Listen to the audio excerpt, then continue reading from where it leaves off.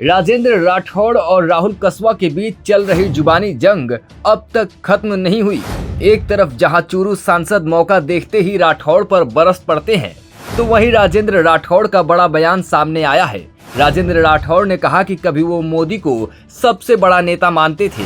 देखिए, जिस परिवार को 11 बार टिकट मिली, लोकसभा की टिकट मिली उनके पिताजी को 6 बार, उनको खुद को टिकट मिली, उनकी माताजी को मिली। एक बार टिकट कटी और टिकट कटते ही जिस पार्टी के विचार के साथ वो अपने आप को जुड़ने का दावा करते थे, जिस राम मंदिर के निर्माण पर बड़े बड़े पोस्टर लगाते थे, जिस मोदी जी को वो दुनिया का सबसे बड़ा नेता कहते थे, जिस राहुल जी के लिए उनकी टिप्पणी मुझे अभी भी याद है, उन्होंने कहा मैं शर्मसार हूँ, मेरा नाम भी राहुल है और राहुल गांधी का नाम भी राहुल है। वो पीठ में खंजर मार के सामने चले गए और अब वो कह रहे हैं कि उन्होंने पार्टी छोड़ी, मेरे कारण छोड़ी।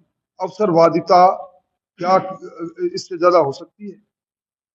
क्या कोई व्यक्ति कह सकता है कि मेरा अधिकार है कि मैं जो पार्टी से चाहूंगा वो पार्टी करे, मुझे और मेरे परिवार को टिकट दे, तब तो वो पार्टी ठीक है, माँ है, वरना पार्टी खराब है। मैं समझता हूँ उनका ये बयान अपने आप में विरोधाभासी बयान है। वो अवसरवादी व्यक्ति थे और अवसर पर टिकट नहीं मिलने पर उन्होंने पार्टी लाई। बता दें कि राजेंद्र राठौड़ जोधपुर आए थे। इस दौरान वो भजन लाल सरकार के बजट की तारीफ कर रहे थे। वहीं जब उनसे कॉन्स्टिट्यूशन क्लब में कांग्रेस के विरोध को लेकर सवाल पूछा गया, तो वो डोटासरा पर बरस पड़े। हमारे कार्यकाल के दौरान कॉन्स्टिट्यूशन क्लब का उद्घाटन किया गया, राठौड़ साहब खुद मौजूद थे, अब वापस कर रहे हैं।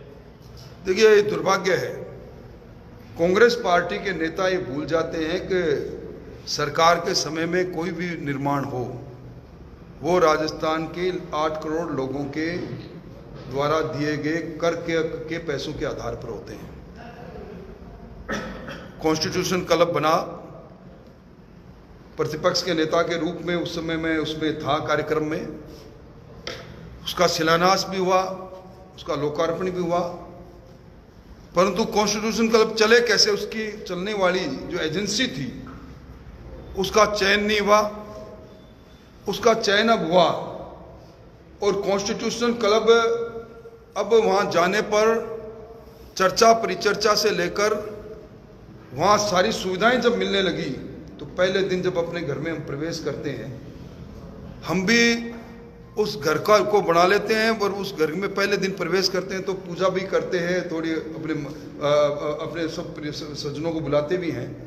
विधानसभा के अध्यक्ष जी ने अगर उसके शुभारंभ पर पहले दिन वो विधिवत रूप से प्रारंभ हो रहा है, लोकार्पित तो हो गया, अगर लोकसभा के अध्यक्ष जी को बुलाना तय कर लिया, तो मैं समझता हूं कि ये इतना अधिकार नहीं, वो खींच उतार रहे हैं।